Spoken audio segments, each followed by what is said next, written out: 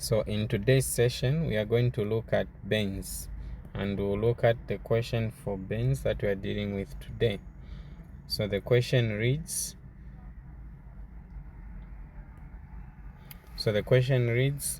there are Mrs. Cinder, aged 45 years, weighing 60 kg, is admitted to the bends unit in your ward.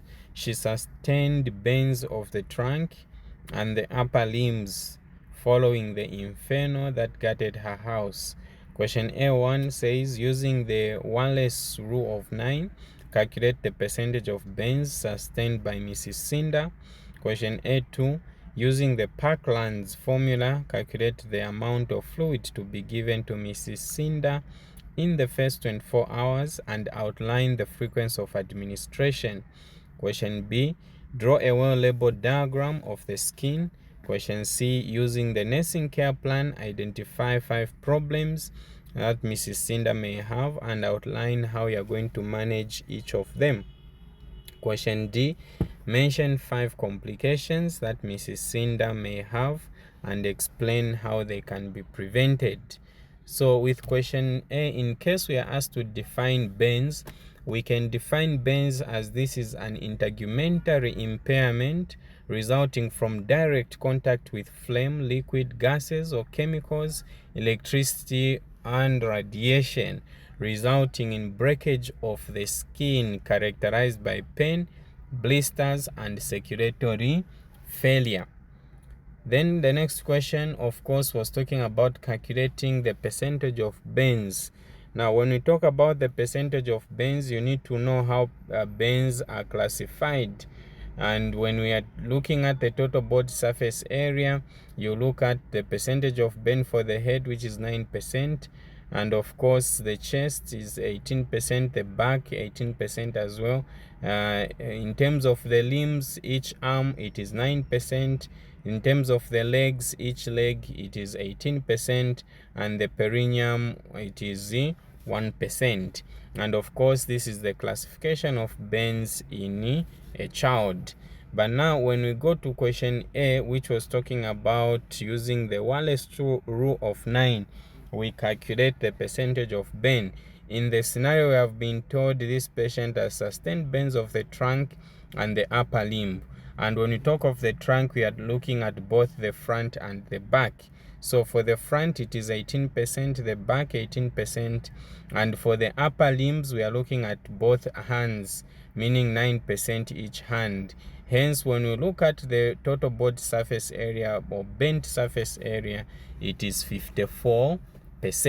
Hence, this is how we can answer question A1. Question A2 was saying, using the Parkland's formula, calculate the amount of fluids to be given in 24 hours and how they are going to be administered. So the Parkland formula says that you calculate fluids in terms of 4 mils multiplied by the body weight of the patient, again multiplied by the total body surface area, and we are looking at the bent percentage area. And in terms of the Parkland formula, it says that in the first 8 hours, you are supposed to give half of the total calculated amount of fluids. Meaning when you calculate the total amount of fluids to be given in 24 hours, half of that amount of fluids should be given in the first 24 hours. Then the remaining half of the fluids given in the next 16 hours from the 24 hours time frame. Hence, when we go back to our scenario, the scenario said that the patient weighs 60 kg and the total body surface area or bent area, it is 54%. So when we insert these figures, we are going to say 4 multiplied by 60, which is the weight, multiplied by 54, which is the total body surface area of the bent parts of the body, and this will give us 12,960 mils, and this is the total amount of fluids the patient should receive in 24 hours. Meaning that in the first 8 hours, we are going to give half of the 12,600 and half of the 12,960, which is 6,480, meaning this is the amount of fluids we'll give in the first 8 hours. Then in the next 16 hours, we are going to give the remaining half. So in the next 16 hours, you can still say, okay, instead of giving the whole 6,480 in 16 hours, you can still divide 16 hours into 2, where you give it 8 hourly as well. Meaning in that case, you are going to say 6,480 divided by 2. Meaning the answer that you get gives you the amount of fluids to be given in 8 hours, and this approximate, it may be around 3,240 mils of fluids that will be given now in 8 hours in terms of where you want to divide these 16 hours into 80 hourly. So in terms of question 8, where we were taught to use the Parkland formula to calculate the amount of fluids to be given, this is how we can calculate. The next question was talking about drawing of the skin. So you need to have at least a diagram of the skin showing the epidermis, and you of course show the structures that are found on the epidermis. Draw a diagram of the skin showing the dermis area, and of course you mention the structures found on the dermis, and of course the subcut area, and you show structures found on the subcut. So at least have a diagram of the skin showing these labels to get the full required marks. And always remember to indicate with a heading that you are talking about the diagram of the skin. The next question was talking about using a nursing care plan. Identify 5 problems the patient who has sustained burns may experience and explain how you manage them. Remember, for the nursing care plan, you need to put problems, so the columns will have problem. Of course, you have nursing diagnosis. From nursing diagnosis, you need to have objectives or aims. Then, of course, have nursing interventions, stroke rationale, and of course have the evaluation. So you need to have all these columns appearing on the nursing care plan. So be sure to go through other nursing care plans that we have done. If you want, how you can fill up the other spaces. But these are some of the nursing diagnosis problems that you can see in the patient who has burns. For example, we can see a problem of impaired thermoregulation related to extensive skin loss due to burns, evidenced by temperature of 35.5 degrees Celsius. Another problem we can see is acute pain related to burn injury and tissue damage, evidenced by patient's verbalization of pain and facial grimace. The other problem we can see in the patient is fluid volume deficit related to excessive loss of fluids from the burn injuries, evidenced by sunken eyes and decreased urine output. The fourth problem we can talk of is impaired skin integrity related to thermal injuries of the skin, evidenced by presence of open wounds, blisters, or tissue damage. And of course, the fifth problem is a potential problem, which is risk for infection related to presence of open wounds resulting in loss of skin integrity. So when we talk of at least 5 specific problems that we can see, these are the problem. But remember, you need to manage this in a nursing care plan and fill up all the other spaces in terms of the objective, the interventions, and evaluation. The last question, of course, was talking of complication of burns. We can see complications of burns such as hypovolemic shock.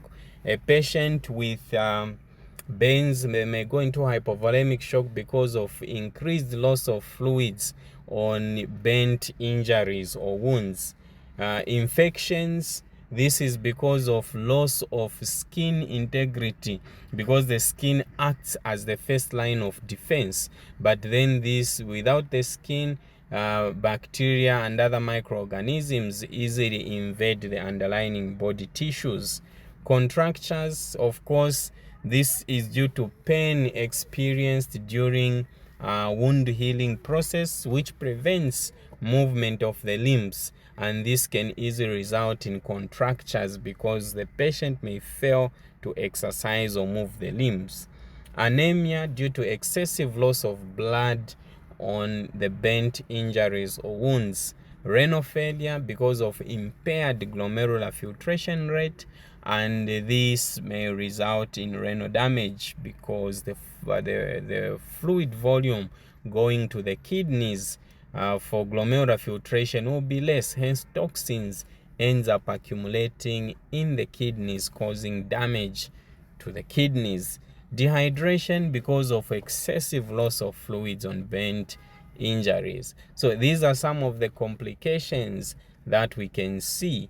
And of course, if we talk of how to manage them, hypovolemic shock, you need to give a lot of fluids, especially blood expanders like normal saline. Infection, give antibiotics, reverse barrenness the patient, or use infection prevention measures. Contractures, do passive exercises, give a lot of fluids to promote circulation.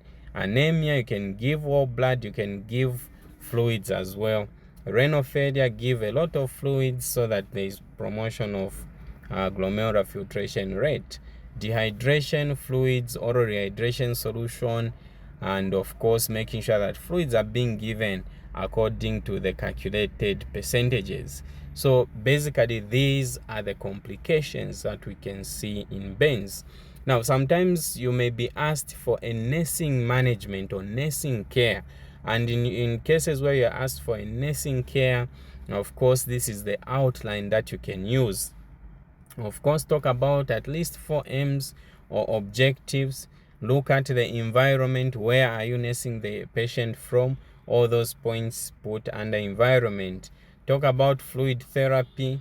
You talk about, of course, prevention of infection, prevention of hypothermia, pain management. Talk about observations. Talk about psychological care, hygiene, exercise. Talk about nutrition, medication, elimination, and of course advice on discharge. So if you are asked for a nursing care, this is how you can write it. Be sure to also now add the meat that is missing on these headings. So basically this is how you can attempt and manage this particular scenario question. So till next time, goodbye.